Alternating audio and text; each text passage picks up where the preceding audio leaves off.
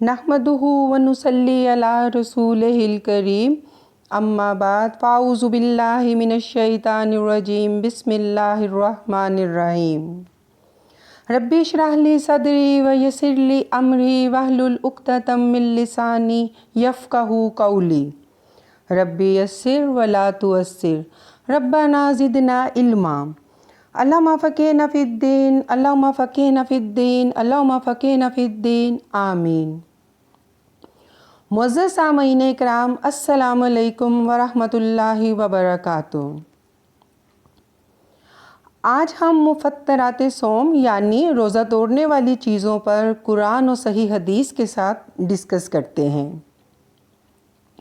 सामईन, मुफ़त्तरात दो किस्म के हैं।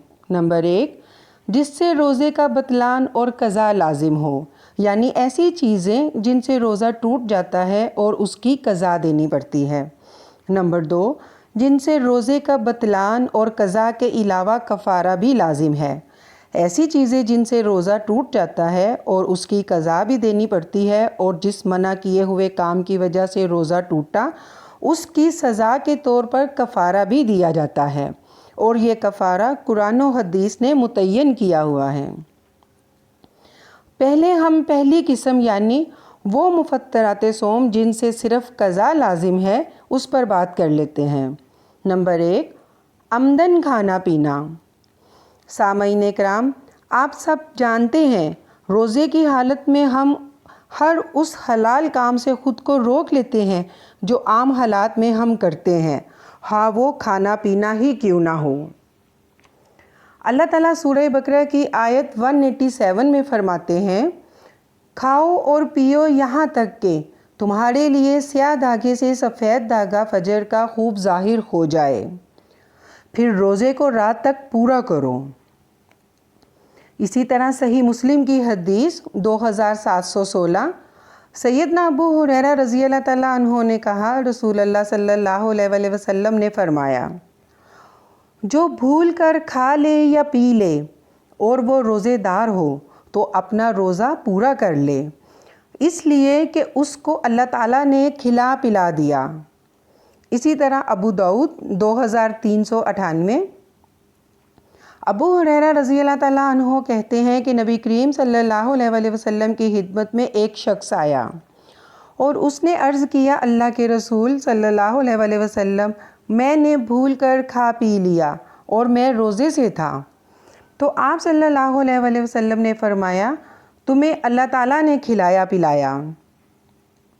इन आयात और अहदीस से पता चलता है कि रोज़े की हालत में कुछ भी खा और पी नहीं सकते, इसलिए अगर कोई बंदा जानबूझकर कुछ खाएगा तो उसका रोज़ा टूट जाएगा।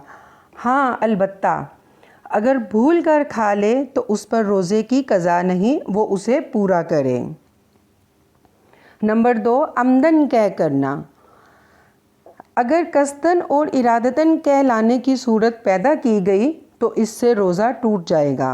अलबत्ता अगर ख़ुद ब खुद कै आ गई तो रोज़ा कायम रहेगा। रसूलुल्लाह सल्लल्लाहु अलैहि वसल्लम का इरशाद है, अबू दाऊद 2380, अबू हुरैरा रज़ी अल्लाह ताला अन्हु कहते हैं कि रसूलुल्लाह सल्लल्लाहु अलैहि वसल्लम ने फ़रमाया, जिसको कै हो जाए और वो रोज़े से हो तो उस पर क़ज़ा नहीं। हाँ, अगर उसने कसदन कै की तो क़ज़ा कर ले। सुनन इब्ने माजा 1676, अबू हुरैरा रज़ी अल्लाह ताला अन्हु कहते हैं कि नबी अकरम सल्लल्लाहु अलैहि वसल्लम ने फ़रमाया, जिसे ख़ुद ब खुद कै आ जाए इस पर रोज़े की क़ज़ा नहीं, और जिसने जानबूझकर कै की तो इस पर रोज़े की क़ज़ा है। नंबर 3, हैज़ो नफास। हैज़ो नफास अगर ग़ुरूब आफ़ताब से कुछ देर पहले, एक लहज़ा पहले भी आ जाए तो रोज़ा टूट जाएगा और उसकी क़ज़ा देनी पड़ेगी। सही मुस्लिम की हदीस 1146, सैयदा आयशा रज़ी अल्लाह ताला अन्हा फरमाती थी कि मुझ पर जो रमज़ान के रोज़े क़ज़ा हैज़ की वजह से होते थे तो मैं उनकी क़ज़ा ना कर सकती थी मगर शबान में, और वजह उसकी ये थी कि मैं मशगूल होती थी रसूलुल्लाह सल्लल्लाहु अलैहि वसल्लम की खिदमत में اور فرصت نہ پاتی تھی۔ نمبر 4، ٹیکہ جو غذائیت کے کام آئے، یعنی ایسا ٹیکہ جو غذائیت کے لیے لگایا جائے، اس سے روزہ ٹوٹ جائے گا، البتہ جو اس کے علاوہ ہے اس میں اختلاف پایا جاتا ہے۔ بہتر یہی ہوگا کہ افطاری کے بعد لگوا لیا جائے۔ نمبر 5، سوت یعنی ناک میں دوائی ڈالنا۔ ناک کے راستے پیٹ میں پانی وغیرہ پہنچ جائے تو اس سے بھی روزہ فاسد ہو جاتا ہے۔ اسی طرح رگ کے ذریعے سے جسم میں غذا پہنچانے یعنی ڈرپ لگوانے سے یا جسم میں خون پہنچانے سے بھی روزہ فاسد اور ضائع ہو جاتا ہے۔ جن معاملات میں علماء کا اختلاف ہو تو اس میں بہترین روش یہ ہے کہ ہم اس حدیث کو مد نظر رکھیں تاکہ ہم بغیر کسی ابہام سے اپنی عبادت کو احسن طریقے سے پورا کر سکیں۔ صحیح بخاری 2052۔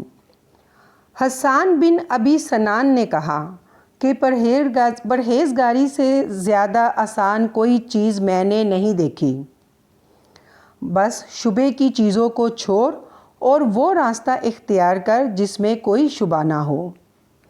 نمبر 6، حجامہ یعنی سنگی لگانے یا لگوانے کے بارے میں علماء کا اختلاف ہے، مگر راجح بات یہی ہے کہ کمزور آدمی حجامے سے پرہیز کرے۔ نمبر 7، اگر کوئی شخص یہ گمان کر کے کہ سورج غروب ہو گیا ہے تو روزہ کھول دے، یا ابھی فجر طلوع نہیں ہوئی تو کھاتا پیتا رہے، مگر بعد ازاں پتہ چلا کہ گمان غلط تھا، اس میں بھی علماء کا اختلاف ہے، مگر محققین کا مذہب یہی ہے کہ روزہ صحیح ہے اور اس کی کوئی قضا نہیں۔ سامعین کرام، اب ہم مفطرات صوم کی دوسری قسم جس میں روزے کا بطلان اور قضا کے علاوہ کفارہ بھی لازم ہے پر بات کرتے ہیں۔